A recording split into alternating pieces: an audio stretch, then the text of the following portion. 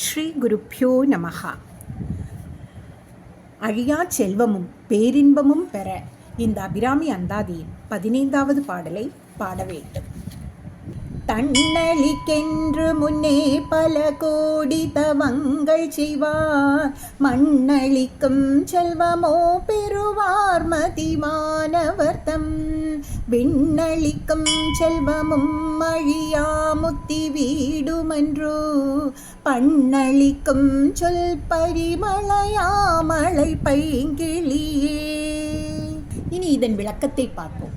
இந்த பிறவியில் அன்னை அபிராமி தன்னழி என்றால் குளிர்ந்த பேரருள் பெறுவதற்கு முந்தைய பிறவியில் எண்ணற்ற தவங்கள் இயற்ற வேண்டும் என்று பட்டர் சொல்கிறார்.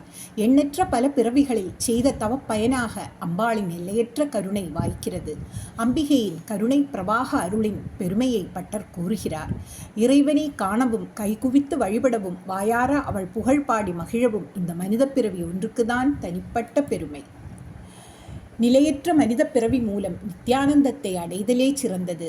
மதி என்றால் புத்தி, சந்திரன் என பெயர்களுண்டு. விண்ணவர் என்றால் தேவர்கள். மற்ற யாவரினும் உயர்ந்தவர்களாக மதிக்கப்படுவதால் மதி ஆனவர்கள் தேவர்கள். மேலும் புத்தி கூர்மையாக உள்ளவர்கள் அவர்கள்.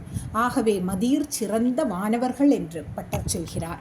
அம்பாளை இப்புவியில் வழிபடும் புண்ணியம் செய்தவர்களுக்கும் இப்புவியில் சிறந்த கவலையற்ற வாழ்வும், இது முடிந்த பின் விண்ணுலகில் சொர்க்க வாழ்வு பெற்று பிறகு முக்தி நிலையும் அம்பாள் அருள்வாள் என பட்டர் கூறுகிறார்.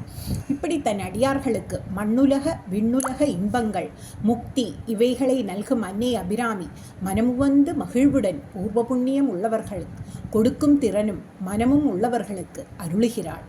அம்பாள் தன் அடியார்களுக்கு அருளும்போது இசையினால் உண்டாகும் மனமகிழ்வை விட இனிமை உண்டாகும் சொற்களினால் கனிந்து போவாள். இதைத்தான் பண்ணளிக்கும் சொல் என்று பட்டர் குறிப்பிடுகிறார். கிளியின் பேச்சு மனதிற்கு ஆனந்தத்தை தரும்.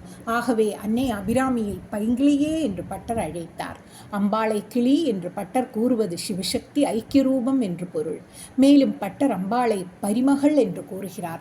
இதற்கு பொருள் தெய்வீக வாசனையுடன் கூடினவள் என்றர்த்தம். மேலும் அம்பாளை பட்டர் யாமளை என்று சொல்கிறார். அம்பாளை வர்ணிக்கும் யாமள ஆமகத்தால் போற்றப்படுபவள். அதனால் தான் பட்டர் யாமளை என்று குறிப்பிடுகிறார். ஸ்ரீ அபிராமி அம்மன் திருவடிகளே சரணம்.